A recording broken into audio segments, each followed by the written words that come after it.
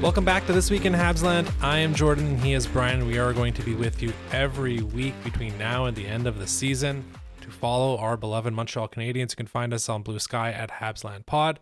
Now on today's episode, we are going to dive a little bit into the first week of the preseason, but mostly look forward to the upcoming regular season for the Canadiens. Brian, what's it been like to have, and I'm going to use like air quotes on this, hockey back in your life over the past week or so? Those air quotes are doing so much work in that question, Jordan, because I love having hockey back, but this isn't the real thing. Preseason is not the real thing, and especially when the team you love icing the top half of their actual roster in a preseason game loses to one of your biggest rivals, one of the two, the Toronto Maple Leafs, lose not by a bad score, I'd say, 7-2, that's respectable. Jesus Christ, that's awful. And they were icing not the top half of their NHL roster. If anything, it was less than the bottom half of their NHL. Whenever Scott Lawton is the best player on the ice and you ice Slafkovsky and Suzuki and Caufield and all your top guys, there's a bit of a problem there. So I love having hockey back, but I'm excited for the real actual thing when all our guys are trying their best. Right now, it seems like a lot of injury aversion, which fair enough. Like there were two close calls with ex-Canadians that I want to get to real quick. Christian Dvorak almost slit Slafkovsky's throat with his skate. He came so close, cut him sort of on the bottom cheek on his beautiful jawline. So Slav needed stitches for that. He's a tough cookie. He came right back. And then Pezzetta's going headhunting. What the hell, guys? You just left the squad. What's going on? Yeah. It's so before the podcast, I had basically made a rule that I would just not watch preseason sports, not just hockey, just preseason sports. It's not worth my time. Then we started doing this podcast. I started watching it, and I feel like this is season 4 for us. Thank you everyone for sticking around or showing up at some point. First 2 years we did it, we were really into the preseason, and we're really overanalyzing, like Johnny Fairbrother's chances and just a bunch of unnecessary stuff. Last year to me was the turning point where it was like, just no one get hurt. And of course, everyone got hurt last year. And like, don't make a fool of yourself. This year, and I mean, the players have been shifting the same way for a long time too, where it's like, they hate it. And it's getting shorter. This is the last time they'll ever play 6 preseason games. Next year, they're down to 4. It's a lot of just like, in the perfect world, the good guys don't get hurt and the guys one level below show you something. And I think for the most part, that's what we've been seeing. If that is our criteria, the first line has showed us a lot of good stuff. Also, the Thursday night loss to the Leafs was annoying, but who cares? It's preseason, right. Carey Price, chill, right? It's like not a big deal. One thing I do love about preseason though, so despite all this consternation, I love seeing who gets to wear the A during the preseason matches, because you're almost never going to ice Suzuki, Gallagher, Matheson all at once. Different versions of it will be, and I like seeing who St. Louis chooses. So we'll do this, and then we'll jump into our headlines.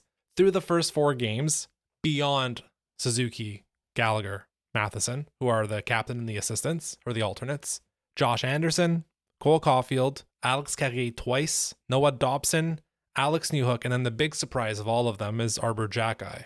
Have worn the A so far. No Caden Gooley. Getting hurt doesn't help. But yeah, Anderson is kind of a duh. He's probably honestly next guy up, to be fair. Yep. Then Caufield is a no-brainer. Noah Dobson, 4 days into his job, they're already making him important. Newhook kind of makes sense, has been here long enough. Carrier is a no-brainer too at this point. He just fits in seamlessly with the team. Xhekaj was the one guy. I was like, oh, interesting. That's we're going to put a pin in that. We're going to come back to it in 15 minutes when we get to your headline. But that was the one that I was like, huh, cool. Anyway, it's something I love tracking during preseason. It's probably the only enjoyable part to me. Well, Xhekaj's a team guy. He's a team first guy. And in the preseason where there is headhunting, like I said, and fights galore, and you're trying to defend your actual NHLers from AHLers, I see the value in that. I see the merit in giving Xhekaj a letter, some responsibility, some leadership. I love that they gave it to Dobson. Here, welcome to the team. Here's a letter. I think that bodes well for who he will be as a Montreal Canadien and what they think he's capable of in the room, on the bench, and on the ice. So I think that's a very positive thing for sure. Yeah. All right, so let's jump into our headlines of the week. And we're both kind of focusing on the preseason, but still keeping an eye towards what matters most, and that's the team's outlook for the full season. So, Brian, if you don't mind, we'll start with mine. And my headline is solving the middle six. So all the focus is on Kirby Dach, right? Pretty much in terms of like, you better not screw this up. That's what I mean by focus. Everyone loves Demidov. There's always like what's going on with the Bolzuk New Hook stuff. And then like the camp battle for the last roster spot. But primarily everyone's focusing on Dach. And I think we have to just adjust the lens a bit and say, well, hold on. We know what the first line's going to be. And in this, I'm saying middle six. Gallagher, Evans, Anderson is viewed as a fourth line. I think when all comes out, like it's going to have the same amount of ice time as whatever the third line is. So it's interchangeable, but for the purposes of the exercise, the Evans line and the Suzuki line, put them to the side. That mushy middle, everyone's focusing on Dach, and we will too. But I think it's figuring out all six of those guys and making sure all of that works in a nice way. To me, that's the most important thing to figure out from like the core of the forwards this year. If they're going to be successful and go to another level, how many times last year did we say, well, they had one line working, and then it would depend whether Evans with Heineman and Armia or Dvorak with Gallagher and Anderson, there'd maybe be a little bit something else. Second line, dead all year, 87 games. We talked about it. Yeah. So who do you want to start with? Like, do you want to go with Kirby Dach? That's been the default start, but where do you want to go? Because there's a lot of meat to chew on here. Let's go Kirby Dach. Like that's where the biggest question mark is, right? Like that's where the most important position is, and also the pendulum can swing violently in either direction, right? Like no other player has as many question marks as he does, while also having his level of potential, I would say. So maybe Reinbacher would be the exception, but then you can get into positioning and say that the second line center is more important than a third, fourth D this season. So like I said, the needle could swing violently one way or the other. He could be an inconsistent 30 to 35 point player like he was on pace for last season, or he could find a groove. He could manage to be at his best consistently and become an effective second line center and score closer to 60 points, something like that. And speaking of second line center, it's crucially important, and it's still the largest hole in the Canadiens lineup right now. MSL has his work cut out for him to try and figure out, and upper management as well, if they want to replace it from the outside. But if he's been told that he has to replace it from the inside, it's Kirby Dach. Like 1C is the only forward more important, and that's Captain Nick. So no pressure being number 2 behind a top 10 NHL center, right? Yeah, like it's so on Dach, disappointing year last year. He essentially admitted to not coming into camp in the greatest of shape, and it looks like he's been pretty honest / hard on himself in it. I will give him some, not benefit of the doubt, but some leeway there, because I wonder if he was more focused on just getting to camp last year healthy and not necessarily healthy and in shape, right? It was more like recovering from the ACL, you're out for a full year, let me just make it to day one of camp. Yeah. Versus I have to make it to day one of camp in great shape. And that seems like what he's done this year. Like he had the second ACL injury in February that took him out for the last 20 plus games of the season, plus the postseason. And I thought he looked pretty good. Like, again, the Thursday game against Toronto, garbage, but I thought he looked good enough, and he popped out enough, and he had a bit of pep in his step. But his role, and I think attached to the hip with Line A, really. Like day one camp, you saw it's Line A, Dach, and Demidov. We can park Demidov for a second, because we saw Kirby Dach and Patrick Line A together a lot last season. Well, not a lot. Let's say 15, 20 games. Did not work. No. At all. Like Line A, all of Line A's success was at was on the power play, not at 5-on-5. And there's a concern there, obviously, that if that second line cannot take advantage of the fact that they're going to be getting easier matchups, then the Canadiens will continue to get caved in at 5-on-5, because that is still the biggest weakness on the team. We say specifically it's 2C. Overall, really, it's at 5-on-5, they don't have the puck enough. We can bring up the Corsi numbers from last year. It was like 27th, 28th. It's always bottom 10, like strongly in the bottom 10 in terms of puck possession. Kirby Dach was supposed to be the puck possession monster. That's what he was becoming before he got hurt in 2023, if memory serves correctly. That's like before even the first ACL injury. And if he can come back, drive that second line, I don't know what we're expecting out of Patrick Laine, quite frankly. He's in a contract year for whatever that's worth. And then you have Demidov there as the biggest wild card on the team. Yeah. So it's figuring that out. Like Demidov, I'm firmly like on the power play in PP2, and we're going to talk about the power play later. Like he's going to look great. He has looked great. He set up Patrick Laine earlier in the preseason. At 5-on-5, I'm worried about Demidov being effective if he's not playing with Suzuki, and we're not expecting him to play with Suzuki. So again, it all circles back to Kirby Dach. Yes, for sure. I mean, to me, there's two holdups in terms of being confident that Demidov will be effective at 5-on-5. There's just two things. One, defense is important, and that's just lessons he hasn't learned yet, and that's just going to come with time. So we're just going to have to watch him be ineffective defensively for the first bit, and hopefully, like you said, Dach can pick up the pieces. And that ties into number two. The second holdup I have is that at 5-on-5, his line mates have not been effective. Laine, I'm not giving up on so much as I just want to put him to the side because I don't think that we're going to fall in love with his play at 5-on-5 this year. He's not going to improve to the point where we're like, wow, it was really Laine that fixed the second line at 5-on-5. And it's just not going to happen. So let's be realistic. The guy is Dach. And we've seen Kirby Dach be a forceful play driver. He's a smooth puck handler. He's calm when making plays. He's been a fierce puck battler. He's been an accurate shooter.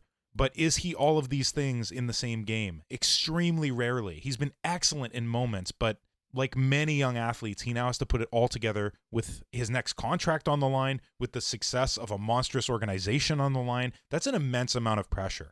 So yeah. I'm fascinated watching this season to see if he's going to be able to rise to that challenge. And I really think if he can do it, since this is the biggest hole that we have right now, everything else is falling into place very, very nicely. The forwards, the defense, and goaltending on the Montreal Canadiens this year should be great. It's just that second line. If he can do it, his success could be a big contributing factor to a deep playoff run for the Habs. I honestly believe that.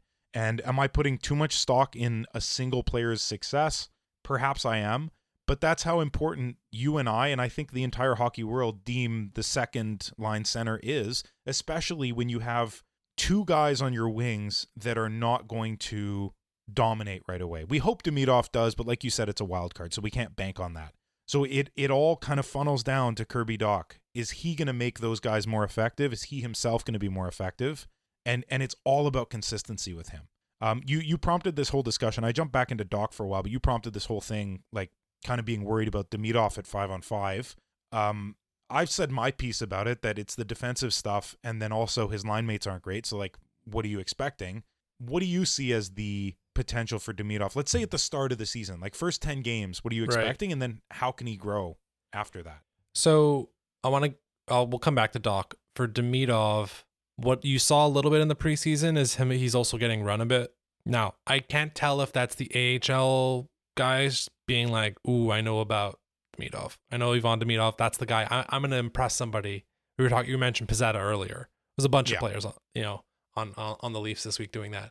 So I'm a little worried about that. It's not quite the Bambi legs that Slavkovsky had in his rookie season, but there's something there to Demidov figuring out the physicality. Now, he might not, quite frankly, matter as much once you actually start playing the games. They will target Suzuki more. They will target Hudson more. They will target Caufield more. But that's something there. He has to be able to navigate the physicality, and I'm not sure he does.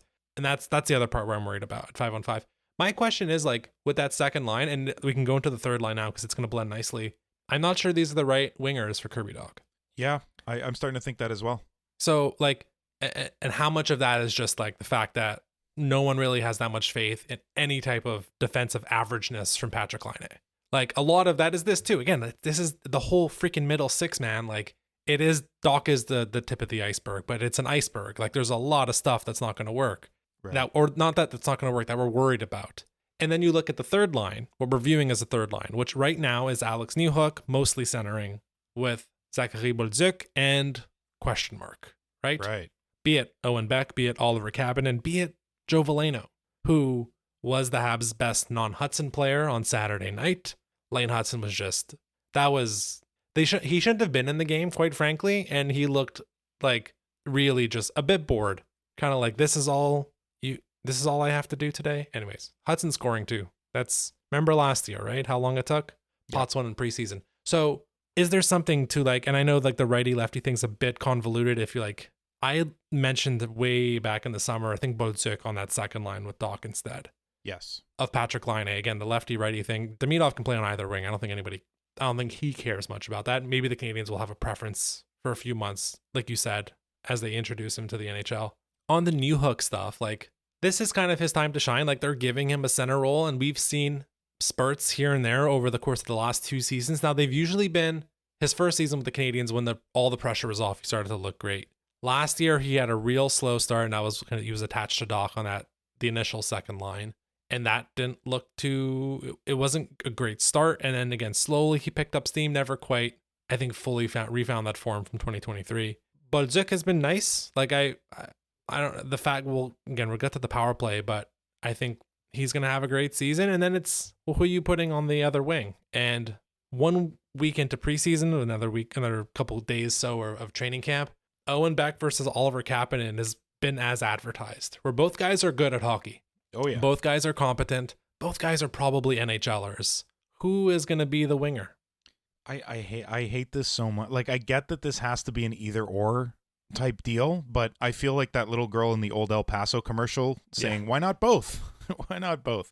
I'm leaning Beck. I love them both. I'm leaning Beck because his energy and his smarts are super impressive to me. And he also drives the net hard. He stands there battling when a goal is possible. Great hands, good skating.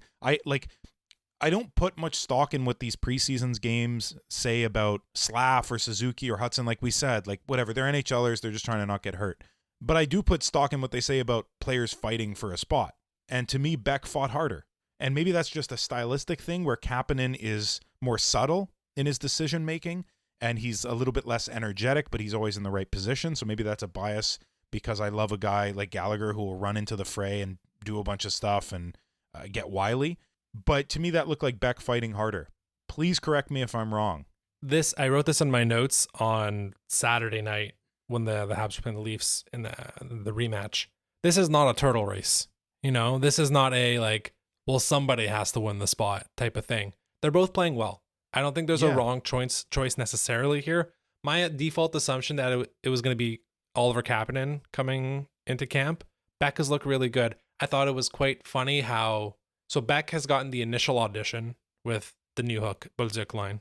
And then Saturday night, they put Kapanen on that line, and they, again, air quotes, demoted Owen Beck to the line with Veleno. But Veleno is so good right now that Beck was actually popping out more on that line, which tells you that, like, so Veleno, by the way, he's on the team.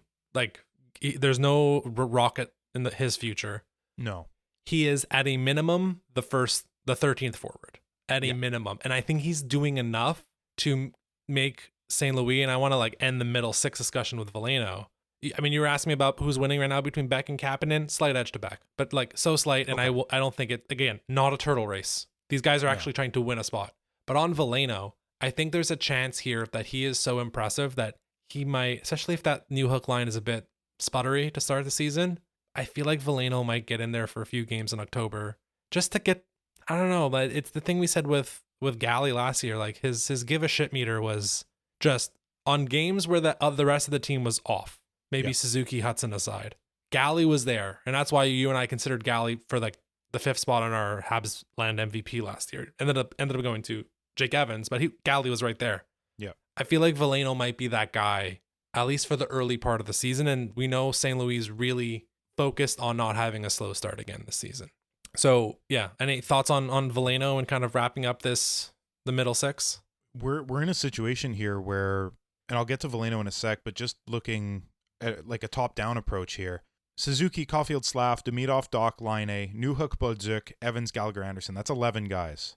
And competing for the 12th spot, we've said most of them so far, but I want to add to the Beck, Kapanen, Veleno discussion. I want to add Florian Xhekaj into that, and I want to add Samuel Blais into that. Because although Blais is a similar type of player to Veleno in that he's an older veteran who has bounced around majors and minors, I think he's energetic as hell, same as Veleno. But then there's Florian Xhekaj, who, like, look, Beck and Kapanen, maybe you want them to simmer in the AHL a little bit longer. Maybe you want them to, hey, maybe that's a future top 6 center. Maybe that's the 2C of the future. Maybe they are seeing glimpses and they have a hope now. Okay, so let's get them, 20-ish minutes in the AHL, dominating, something like that. They could benefit from being great on the Rocket for a while. But like all three of them played well enough in the preseason to be looked at for an NHL spot. But Xhekaj is actually suited for bottom six. It's not like you have hopes of him becoming the second line center.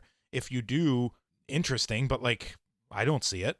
He's a bottom six guy through and through. So throwing him in now could be interesting as well. So if Beck and Kapanen go back down, which I'm not saying they should, but they could benefit from more development in the A, more simmering. Xhekaj, I don't know that he benefits from more simmering in the A. He's really close, and being in the show could potentially help. And then there's Blais, and then there's Veleno. It's a lot of guys for this one last spot here. So I agree with you wholeheartedly. So back to Veleno, I think he's great. I think he'll get into a bunch of games. But he's got some stiff competition as well, and some of that stiff competition is young dudes that have a future here. No offense to Veleno, but I think he's a stopgap for the time being. That's what they picked him up as. Yeah. And when this team is contending over the next several seasons, he's not the story. We might be talking about Xhekaj's impact on the bottom six, or Kapanen jumping into the second line center role or a winger role. Like, he's not going to be the story. So I've gone off on several tangents here, but that's sort of how I feel about it, where there's multiple guys for this one spot, and it's going to be a complete judgment call from Martin St. Louis. The simplest answer is simply the kids go down, and then Blais and Veleno are the 12th and 13th, and they sort of alternate. Is that fair to say? I think, if they choose to keep 23 guys, which it's not a guarantee, that means 3 scratches, then I think Blais is the no-brainer to be number 23, to be the 14th forward. Again, Veleno is on the team, and I think he's doing enough here to actually be on the ice. Like, not just be the 13th. I think that was the assumption, is he would be number 13. I think he's done enough here.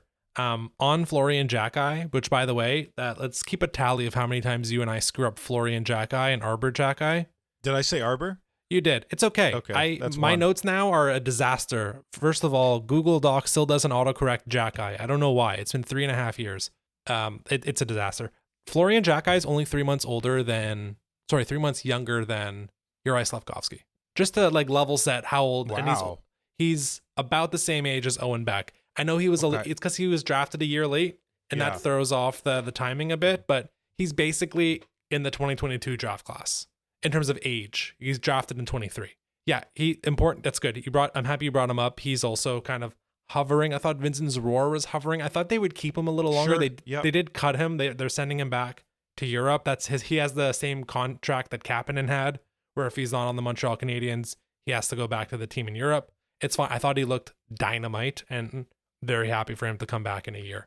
So that's the mushy middle six. They got to figure it out. There's something there, and if St. Louis can kind of find the right alchemy to mix, there's a dynamite team in there. To your headline, Brian. Sounds good. So my headline here, we're switching from the forwards to the Ds. My headline is 7 is a crowd.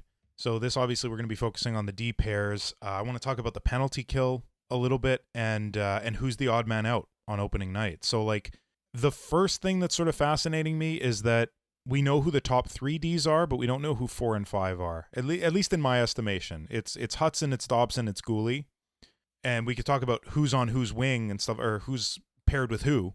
But who's the 4th and who's the 5th? Like, who's on the 3rd pairing, who's on the 2nd? And I think in the left-right debate, this is a simple answer. It's Carrier, should be the 4th. But to throw Matheson aside and just automatically put him on a 3rd line with another lefty, I don't know if that's a misstep or not. So I wanted to know, do you have thoughts on this, like between Matheson and Carrier? So we can do the Matheson-Carrier debate, but just in a vacuum, who's the better defenseman? Mike Matheson or Alex Carrier? Do you need offense or defense? Defenseman, whole ice, all 200 feet. Probably Carrier. Still, so I would still put Mike Matheson above. If I had to pick between one guy, independent of role. Independent of role? Okay, yeah. Matheson. But I'm looking at this through, like, you have Hudson and you have Dobson. I know, and we're going to get to that, but I want to, so we remember that part. In a vacuum, right, okay. And then the other piece is, now we know what St. Louis thinks. St. Louis thinks differently. So the question you're asking is, who's the number 4D? And the answer is, to Martin St. Louis, it's Caden Gooley. Matheson is number 3. That is how MSL is treating it. We're seeing Dobson paired with Matheson. We're seeing Gooley paired with Hudson. And then on the power play, Hudson's up first, Dobson's up second, and then on the penalty kill, the first pairing out is Matheson, Dobson. So to me, it's very clear actually that from MSL, now it's again, is it different between what St. Louis thinks and what maybe we think? Sure. But I'm saying from St. Louis' perspective, Matheson's actually the number 3 guy right now. And Goulet is number 4 and Carrier is number 5. Carrier is clearly 5 in the way it's been laid out that he's on the third pairing. He's going to do wonders to that third pairing. Again, we talked about this 100 times last year. The second line was a catastrophic disaster, not too far behind it, kind of hiding in its shadow because no one wanted to talk about it or look at it, was how terrible the third pairing was. Right. Carrier legitimizes the crap out of it, and they're going to be so much better. Okay, so I just wanted to put that out there. If you're asking me, like, I actually don't think it's a terrible idea that they're going to pair Matheson and Dobson together. Now, part of that is, and maybe, I don't know, Caden Goulet is starting to reach a zone where I'm certainly Montreal Canadiens fans rate him way higher than the rest of the NHL does. Like, we are so much higher on Caden. Like, when people talk about the defensive unit that the Montreal Canadiens have, it's Hudson first, Dobson second, Matheson third, and then like, oh, Xhekaj. Like, you forget Caden Goulet's there. Now that's partly his game. Goulet is a subtle, quiet game. Yeah. So when it comes to distribution of role, like how many minutes is Mike Matheson going to get? Well, he's on the power play anymore. He was always PK1. Last year he's PK1 this year. That was never going to change. I'm not against the idea of Matheson Dobson. The one issue, of course, is it means Hudson's on the right. And that's where the Carrier part comes in. And that's where I start to slowly agree with where you were going, right? Yeah, it's a very roundabout discussion. It feels like anytime you find a foothold somewhere, it gives way because of the left-hand, right-hand BS that we've been dealing with forever. We made a joke a few episodes ago, like in the offseason, that if Matheson held the stick the other way, if he was a righty, there would be zero conversations whatsoever. He's in the top 4 forever. Hometown boy, keep him around. But I want to jump to this too. I do like what you said a lot about Carrier solidifying that third pair, because I don't like the idea of Xhekaj Matheson or of Struble Matheson or of Goulet being on the third pair. So that's sort of a no-brainer to approach it from the bottom rather than the middle and go, let's make the third pair as solid as possible. And then Matheson and Hudson do have a good amount of chemistry together. Hudson and Goulet do have a good amount of chemistry together. And then Matheson Dobson, the one thing that scares me about that is that they're the same type of player during breakouts. Occasionally. Mm-hmm. Occasionally. Maybe that's mean. But like the lapses in judgment, the passing to the center to the opposing player's stick, mishandling the puck, that's a Matheson and that's a Dobson thing. So if they're on the same pairing, maybe I'm putting too much stock into this, but that frightens me a little bit. And they're both offensive-minded. I know Matheson has been tasked with changing that about himself. And last year we saw a leap in that direction. Does it stop there, or does he keep progressing towards being a very effective defensive defenseman now? So that, to me, is probably the most fascinating question about all of this, is that Matheson is actually the pivot point here. If he can become more defensive-minded and be really solid, two lefties, who cares? If it works, it works. Like, just leave it as is, Hudson Goulet. It also means they're going to get tons of ice time. And we're also seeing on Goulet, I know I'm jumping all over the place, but we're also seeing in Goulet, at least in the preseason and a bit at the end of last season, his offensive game sort of shines with Hudson, because Hudson opens so much ice for him that Goulet can jump up into the play now. And it's not that fourth man in as the trailer. It's often the fifth man in. And teams expect the fourth man in not too much, but they really don't expect the fifth man in, and Goulet can be effective in that way. By the way, Goulet in one of the games, in one of the preseason games, 5 shots on net. Hudson in two separate games, 5 shots on net each. So just seeing that those guys, when paired together, they do produce offensively quite a bit. And we know that the framework of the Montreal Canadiens defensively this year is don't focus entirely on the defensive zone. Keep the opposition out of the defensive zone by being so good in the neutral zone and offensive zone especially that they just don't get the opportunity. And Goulet Hudson, when looking at it that with that mentality, is perfect for that. So I know I've said a lot there. What do you think about Matheson, first of all, being the pivot point of, like, you know, developing defensively? And then I guess your comfort level on Hudson with Goulet, 2 lefties, and Hudson on the right-hand side. I mean, we saw Hudson Goulet a lot of last year. They became the number 1 pairing in the postseason.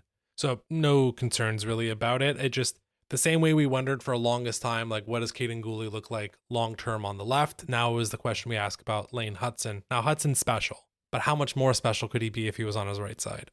His correct side. He's already on the right side. Yeah. So same question will be there, but Hudson Gooley worked as the best pairing last year, and that's great. Matheson, he's going to be an innings eater again. Like, that's just truly what it's going to be. He's going to be fully off the power play, so that might lighten his load a bit. I wouldn't be surprised if we see at the end of the day that at 5-on-5, the Matheson pairing with Dobson gets about 20 minutes, and then Gooley Hudson's maybe at 18. So by technically then Matheson Dobson is going to be the top pairing. And then those guys will get an extra 3 minutes on the penalty kill, and Dobson will grab another minute and a half on the power play. And that's how Dobson gets his 25. And then we're going to see Hudson get 21, 22, and it'll all kind of, cascade downwards. It's an interesting opportunity for Mike Matheson. The spotlight, I think, is it's both more on him and less on him, because there's Lane Hudson to get the offense. There's Noah Dobson as power play 2 right now. He can slowly retreat on that end. It is a contract year for him as well. There's a few guys with contract years, Lane Hudson also technically. Yeah. But I'm okay to start with it. It's going to drive people nuts. We all know it's going to drive people nuts that Matheson is going to be getting 23, 24 minutes a game still. But I think you ride with it. It's a good place to start. Until someone really shows out, then I think it's an okay place to start. Not saying they're not going to jumble them up a bit, but it comes back to what I asked you at the beginning. Like, I still think Mike Matheson's a better defender than Alex Xhekaj. And because it's, from a penalty kill standpoint, they're going to trust Matheson more. Neither of them are on the power play. So at 5-on-5, like, the give's going to have to be somewhere. And also Carrier is probably more compatible, like you said, with Struble, Xhekaj. Yes. Well, not probably, he's definitely more compatible with Struble / Xhekaj. Can we get into that? Struble and Xhekaj? Because that's the other kind of battle. Yep. The same way Beck and Kapanen, I don't like Beck and Kapanen's, I said, not a turtle race. Struble Xhekaj is it's not just the burners are being put on here. Like, both of them have looked fine, I think. Xhekaj had the horrible mistake on Saturday where he trips someone and then is so happy he doesn't get called for a penalty. He passes it right to John Tavares, right in front of the net. And poor Kapanen just he's like, what the hell am I supposed to do with this? So does it matter who gets the number 6 spot? No, they're both serviceable enough, and it's a low leverage position enough that I think either way you're laughing. The one caveat being that Xhekaj's a deterrent and Struble is not. Struble will hit you hard, but he ain't going to fight you the way Xhekaj does. So the deterrent factor of Arber Xhekaj is such that he's going to get put into more games than Struble will on account of that and that alone. And we've talked about Struble being better defensively in general. He's better in transition too. His breakouts are smoother and crisper. Offensively, Xhekaj probably has the edge with his slap shot. So, half a dozen of this, 6 of the other. It's pick your poison. What do you prefer? Yeah, and I don't think from a special team standpoint either of them is gonna get any time, right? Like, none. Okay, so I would fight that. I think Struble PK. That I'd be comfortable with. Over who? So right now it's Matheson, it's Dobson. Dobson I might question. If he's going to be playing the amount that you think he is at 5-on-5 and also second power play unit, does he need to be on the first penalty kill unit? So I'm debating if he should be on the second or even just left off in the place for a more defensively sound guy like Carrier. I think should be on the penalty kill all day and all night. Gooley, same thing. So to me, it's Matheson, Gooley, Carrier, and then if you like Dobson enough there, fine. But I'm happy with Struble there. I wouldn't do Xhekaj. So you think it's a better penalty kill defensive duos rather than have Matheson, Dobson, who are going to be playing together, and then Gooley, Carrier, who don't play together? It's not about better. It's probably not better, but I'm just worried about Dobson's load. Then again, how much did he play last year with the Islanders? A shit ton. So yeah. Okay, it might be fine. I do think there's probably a bit more trust. Like, we saw Xhekaj on doing some penalty kill in the preseason. Same goes for Struble. It's probably a bit more trust on Struble's end when it comes to that. And every now and then someone's going to take a penalty who is one of those 4 defensemen. So you're going to have a 5th guy step up. It's never going to be Lane Hudson. I'll tell you that. No. So it's going to have to be one of those guys. Yeah, to me, it's kind of a coin flip at this point. Xhekaj probably has the slight edge through precedent, through that deterrent factor that he has. He needs to keep his head on a bit more. Getting the A, I mentioned it earlier. Like, that matters a bit. That shows you a bit internally what people think. We'll see. So slight edge to Xhekaj in the same way I have a slight edge to Owen Beck right now. But they're both gonna be on the roster. I don't think there's like an immediate need to trade the way like the Canadians have had like Justin Barron and Jordan Harris and Jonathan Kovacevic. Like we said for time and time again, like, oh my God, 12, 13 defensemen. There's too many guys. So this is 7 is nice. Like Jaden Struble as your number 7 guy is actually quite good. Okay, so that brings me to my next question. Do the Habs still have all these 7 defensemen on the roster at Christmas? Based on what you just said, I think you would say they do. Yeah, I think so. Like no one else is, by the way, popped out. There's no clear number 8 to me right now. So I would be in no rush to...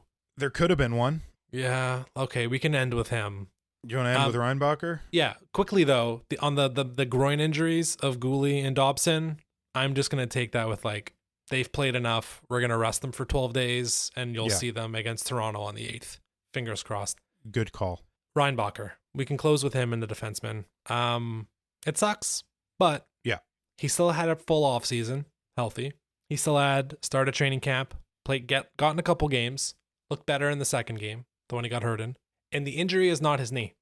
Yes. It's a random metacarpal injury. His hand hurts. And because of when he got hurt, he's going to miss, as far as I can tell, you would think about 6 Laval Rocket games. He wasn't making the team, period.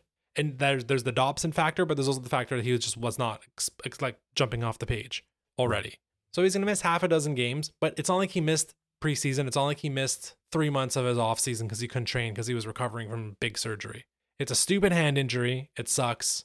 But ultimately, if this is his yearly injury and he gets this out of the way, sure, who cares? That's my take on it. I agree. The fact you're pointing out it's not the knee is super important because it sucks and he can't stick handle or shoot or practice those things, but man, he could still stay in shape. Put a cast on and keep skating, dude. Keep at your pace because that's part of what you bring to the table in such a big way, and you got to hit the ground running now. You've missed enough development, and I have been worried in the past. I'm just getting more and more worried every time this happens about his consistently interrupted development. So keep in shape, and we'll see you in about a month. They said 4 weeks, so in about a month we'll see him. The fact that it's only 6 Rocket games, that's great. So you don't believe he had a legitimate chance making the team if not for this? No, they weren't going to keep him over Struble or Xhekaj, and you're not keeping David Reinbacher to be scratched. Yeah, okay, I agree with you. Yeah, so for Reinbacher, big picture with him, which we don't have to get into, just think of it like this. He is the same age Kaiden Guhle was during Kaiden Guhle's rookie season. So we can certainly say he's behind Guhle's development pace at this by now. Okay. Having said that, 4 months in Laval, he can catch up to the Guhle pace, no problem. Let's turn the page. Let's go to the second part of the episode. We're going to do our hot take meter. We do this every preseason. We try to come up with ridiculous takes. Unfortunately, they end up being not that hot of takes, I find. I think we have some better ones this year. I think you and I have taken that criticism to heart and have really tried to up it. If it's okay, Brian, I want you to start with we have our shared Google Doc. Can you go with your second hot take? Because it is the most Brian type of take stat ever. And I want you to get into it for me, please. I really didn't think this would even register as that hot. But okay, here we go. Lane Hutson will lead the Habs in time on ice in 75 out of 82 games this season. How hot is that? It's like it's piping hot. Did you forget they traded for Noah Dobson? No, I'm including him. That's why I wanted to have this discussion. And we've already talked about them quite a bit. So it'll be a shorter discussion than if we were just doing this. But what I'm basically saying is that Hutson took a ridiculous jump last year. He's going to jump the same amount this year and be so good power play wise and 5-on-5 wise that he's going to lead the entire team in time on ice, with the exception of 7 games where maybe they have to kill a bunch of penalties or maybe he gets hurt for 2 games or something like that. But 75 out of 82 games, that's over 90%. He's going to have the highest time on ice. What makes this a Brian stat? It's that it's 75 of 82. It's just like such a specific choice in terms of how many games. This is piping hot because I just honestly he might be third in the among defensemen in ice time by the end of the month. So no, really, I think there's a real chance. He doesn't play on the penalty kills. Penalty kill is off. So that's 4 minutes. He's already behind everybody. Matheson and Dobson. No, but he plays power play. Okay, we'll get to that.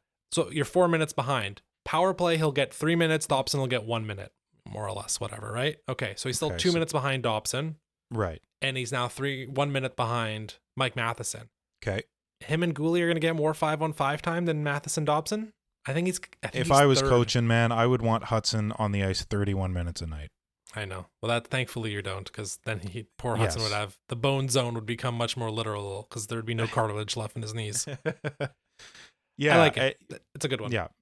I mean, part of this, just for the listener who haven't listened to us do our hot take meter yet, the point of this bit is to have a discussion, a realistic discussion prompted by a kind of ridiculous statement. And so you want these takes to be as hot as possible. And we do the hot take meter on a scale of 1 to 10, 1 being, very, very cold. An obvious one like Nick Suzuki will still be the first line center in 3 weeks.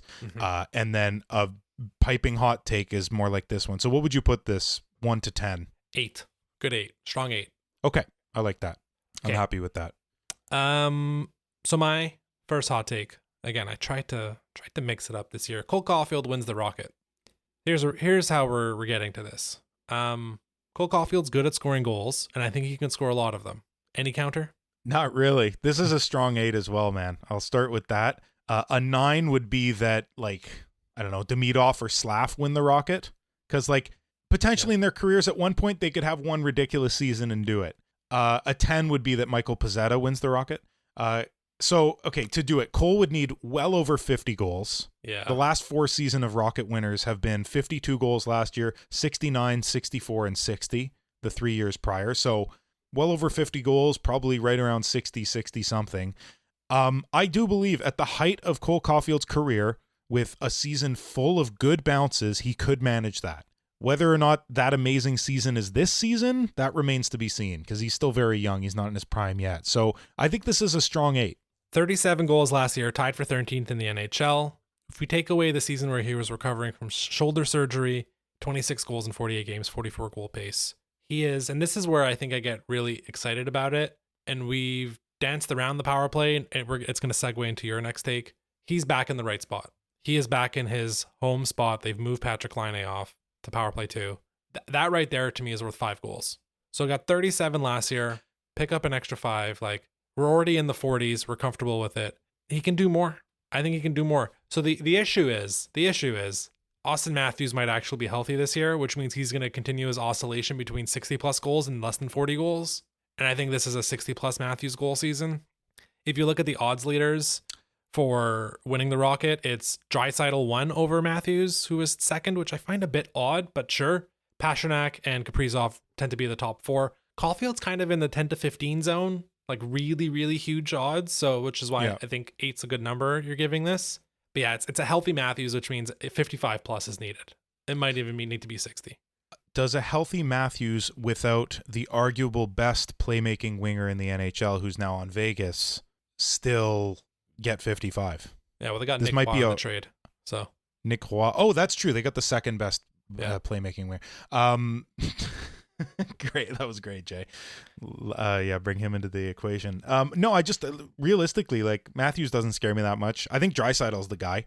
Yeah. 53, 54. He won it last year with 52, and he could get more this year. So I think that's the guy. Did you research five extra goals for Cole Caufield? Because I just looked it up. Patrick Laine, 15 power play goals. Cole Caufield, 10 power play goals. So if you didn't research that, there's something about you, man. You just get it. Special skill. All right. Eye test. Pass it over to you, because your next take lines up with that you just mentioned. Yes. So my next take, the Montreal Canadiens will have a top 5 ranked power play in the NHL this season. My initial one, I don't know if you saw this before I changed it late last night. It was top 2 because I really wanted to get hot and spicy. But I thought top 5 is realistic. Let's have the realistic debate. I know it's hot takes, but top 5, there's a legitimate chance. They have 2 functioning units. Yeah. That's a recipe for it. What do you think? Let's level set it. Last year, net power play is what I looked at. I know we're looking at just proper power play, but it's close enough. They were 20th last year, or 21st last year. Mm-hmm. So we're jumping over half the league, is what you're saying. Now let's look at the personnel changes, right? Power play 1, you are kicking out Patrick Laine or moving Cole Caufield, like we just said, back to his spot on the half wall. And I think you figured out your bumper guy, finally. Was actually Zuk. Yes. So there's something there. And then power play 2, it's the best power play 2 this team has iced in like 15 years, if not more. Yep. Where you have it's, and what I do actually like about the power plays this year, at least the initial setup, it's first line plus Bodzik and Hudson. Second line plus what I'm presuming is going to be Gallagher and Dobson. Yep. That way it's like continued the continuity between 5-on-5 and power play is going to be there, and that should be good for both lines. Yeah, you're adding Ivan Demidov and Noah Dobson to a power play 2 and Patrick Laine. And we already saw Demidov find Laine. I have no doubts about Demidov's effectiveness on the power play. As much as I am worried about 5-on-5, power play is not somewhere I'm going to be worried. So that power play 2 unit's going to be mighty strong, I think. Now, yeah, everybody prepare for the Demidov banter from every other fan base. These 2 words, power play merchant. Prepare for that statement. Yeah, that might be true for his rookie season, to be fair. Yeah, and fair enough, man. So, yeah, I don't know. It's in terms of what it is because you said top 5, huh? And then they were about 20th last year. They are I think everyone would expect them to get better. Maybe you're expecting them to be on the fringes of the top 10 and then to jump like 10th, 12th, 13th, probably something like that. Yeah. Which they were holding for a long time last year and then it petered off a bit. I think this is like a 7.5. Cool. Like it's not as intense as the Hudson leading the team in ice time in basically every game, but there's still something on it where it'd be quite a jump to go from 20th to 5th with your only real changes being to power play 2. Right. What do you think about Newhook? He was the prominent name left out of the 10 that you mentioned. Yeah. I mean, I think that Gallagher spot's open for business. I don't think Gally needs to be on that spot. I think if you're looking at where the guys are going to be positioned, like you're going to have Laine in his office, Dobson up top. Demidov at the other circle. Yeah, Demidov at the other circle. Probably it's going to be Dach at the bumper, I guess, or Gally at the bumper, Dach down low. Dach down low. I like Gally net front. That's really his best attribute on the power play. So point is, if you're taking it, the half walls aren't available, where does Newhook go and he's going to be effective? I don't know. I don't know where he actually fits. He's done bumper before, but like never with great success. Yeah, I don't love it. It is what it is. Yeah, fair enough. Okay, my last one before we can get out of here. This one has to be like a 10, Brian. Come on. I'm preempting this one. Jacob Fowler starts game 1 of the playoffs for the Canadiens, to be specific. Oh, okay, that changes things. No, of course. So first of all, the Habs have to make the playoffs. I think they will. They should. Then second thing, Fowler has to be trusted over Monty, or in the case of an unfortunate Monty injury, obviously, God forbid, knock on wood, he has to be trusted over Dobesh. I think he probably will be by season's end. So that's less of an issue. Being trusted over Monty, you said this is going to be a very hot take. Fowler's a ridiculously good goaltender. And young, ridiculously good goaltenders, when they find their stride, coaches are like, all right, man, here's the net for 10 years. Enjoy. That's what seems to happen. So look, it's a hot take. I think it's also an 8. I'm not giving it a 10. Sidebar, what an impressive cross-crease glove save on Hayes late in the Pittsburgh game. That save was amazing. Just sick. If it wasn't preseason, I would have written it down as, C in 8 months for save of the year. Mm-hmm.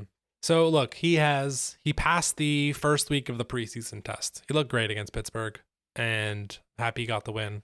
Sent down to Laval, no surprises. He'll be probably the starter there, maybe splitting duties with Kapanen, depending on how things go, but he'll get some time. Look, he had 11 games last year with Laval between the regular season and the preseason, 910 save percentage, 240 goals against average. He has not played a game in the NHL, to be clear. I think there's a lot of ways this could happen, but it's, I think, incredibly unlikely that your number 3 goalie who hasn't played a game in the NHL starts game 1 of the postseason. Montembeault has 2 more years on the contract, so he's still around enough, and I think you have to see just a bit more from Fowler before you're ready to start turning the page on the Montembeault era, which he's been the starting goalie or split starting goalie since 2022, really. And I think we have 1 more good year of Monty, and Monty's been a really good starter these last 3 seasons. There is something to be said for him, too, being a great starter, weathering the storm during the awful seasons. Yeah. And then right when they get good, he gets pulled out for another guy. That's not great for him. So from that perspective, I agree with you wholeheartedly. Yeah, and Fowler looks good. Everyone was saying but not saying who he looked like in the preseason game, right? We were all scared to say it. But there are moments where he looks like him. Yeah. In terms of the demeanor, in terms of like how unimpressive some of those saves are, when really in reality they're quite impressive. He looks like the other guy. He looks like 31, but we're not going to say it too loud. I think it's just you let him cook, let him play 30, 35, 40 games in the AHL. So far, every test that Jacob Fowler has gotten, he has passed. Yeah. And I would expect the Rocket season to be no different. I think it's going to be quite a decent Rocket team again. It looks like they're going to have a bunch of the vets like Kandata and I'd be shocked if like Kandata or Belzil get claimed, but they should have a good quality team. The defense will be strong. Adam Engstrom's going to be there. More than likely Florian Xhekaj and Owen Beck or Kapanen, that's going to be your first line. Maybe Sean Farrell, that's the big question mark we didn't bring up earlier, but it should be a strong enough team in Laval to where Fowler has a good team around him and he can, that's the next test. And it's okay. It's D+3. We take our time, but it's not out of the question. It's not out of the realm of possibility that there's a slight injury, something happens, all of a sudden he's the backup, he gets hot, boom, boom, boom. Okay, so you're giving this another 8? I think so. 8, maybe 8.5, but I think right around there is probably pretty good. Okay. You said he's passed every test. He's looked like a full crayon box with wings on those tests. Yeah. Flying colors. I get that. Yeah. Thank you. Thank you for spelling out your joke. Well, I realized halfway through the joke, this is a terrible joke. So I better explain it because half the people won't get it and the ones who do will already be grossed out. So if I explain it, they're going to be just that much more. Who cares? Like, it's fine. Thank you for this. No, but he's passed every test with flying colors for sure.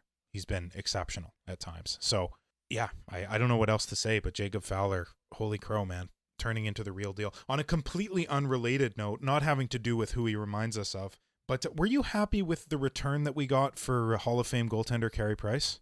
I thought it would have been more for a guy of his level. I thought that would have been a better trade. I don't know.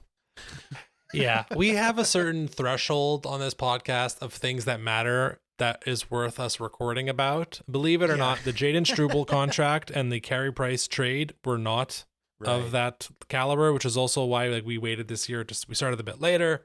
We didn't want to talk about training camp. We want to see some games. Well, we said if we were to come back, it would be for a Lane Hudson contract extension. Didn't happen. No, didn't happen. And these things are not that. So, right. Anything else you wanted to touch on before we wrap for the week? Habs have 2 games coming up. More preseason stuff. They're down to 33 guys on the roster. You'd expect them to cut it down after the Tuesday game in Quebec City. And then, again, it's really at this point for me, please nobody get hurt. Yeah. And let's make it to the 8th. That's it. I got nothing, man. Stay healthy. Stay in shape. Come out strong against Toronto game 1. I mentioned him briefly just now. I would be remiss if we didn't talk about him very quickly. Sean Farrell is the wild card in this, where he is the only player of importance that has become waiver eligible. Beck, Kapanen, no. Florian Xhekaj, no. Fowler, no. Reinbacher, no. Right? Farrell is now waiver eligible. Scored Saturday night. I guess, one, are you worried about him getting claimed? Because he's not one of the 12 best forwards on the team. And if you're including Veleno, like let's just say it's one of Becker, Kapanen, and then Veleno, whoever's playing. There's 13 forwards definitely above him. So he would have either the 23rd spot on the roster and not really be playing to save him from waivers, or you risk sending him down. He's D+6 now. He's 23, 24. And, you kind of say if it happens, it happens. With a franchise that's historically been very worried about sending guys down through waivers, what do you think is happening with Sean Farrell? Goal and an assist in the most recent Toronto game. Looked great. Saturday night looked very, very good. Got the results. I think there's a handful of, we'll call them NHL teams, but teams who happen to be in the NHL that have a huge amount of holes at forward that Farrell would be definitely not the 13th best player on their roster.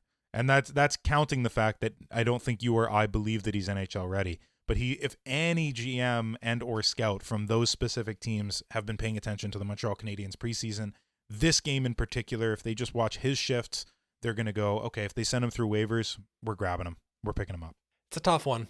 I'm caught between two choices, right? Like he would clearly be the 14th forward, and like that you're not really doing him any favors if you're playing him once every 3 or 4 games. You could do the weird conditioning thing where you've scratched him so many games you can send him to Laval without having to go through waivers and all that stuff. But I think he would have to ask. By the way, I believe you have to be scratched for like 10 straight games. It's quite a bit. Shane Wright and the Seattle Kraken did it a bunch in his rookie season.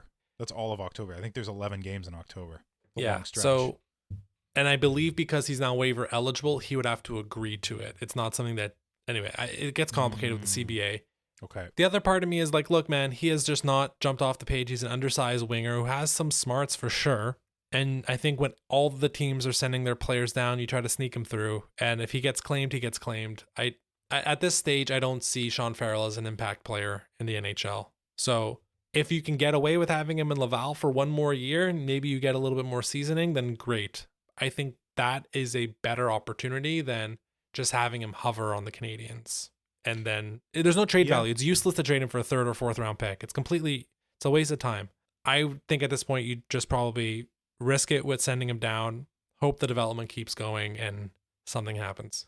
So I agree with that. I think that's the better option. I don't know that trading him would be useless. If you could get a third or a fourth, that's better than having him be claimed off waivers. If you think the way that I think, as you know, Team Hugo might, that he'll get claimed, you might as well get value. No, or you just risk it for the biscuit. Because like long term, do you even see him in? He's not a fourth line guy. He just isn't. I don't even know that he's a third line guy. But we'll call him one to throw him a bone and give him a chance. But if he pans out, he's a top 6 player, because a third or fourth line, depending on the formulation of your forward group, a third or fourth line is more checking, and that ain't his game, right? He's energetic and he'll hit people, but like his game is to be little and weave through guys and carry the puck and make quick little passing plays, give and goes, and then put the puck in the net or get an assist the way he did on Saturday night. So to me, he's a top 6 guy in waiting if everything works out beautifully for him.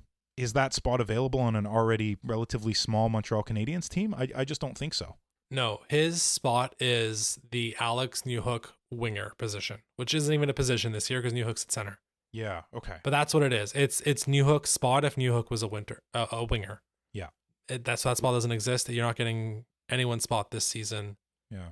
It is what it is. I mean, look, you get a third or fourth round pick. You hope it becomes a guy that maybe makes the NHL. That's where you're at right now. So you're just going to reset the timeline for 5 years. If you're lucky, you are happy if a guy, I think Farrell's a fourth round pick.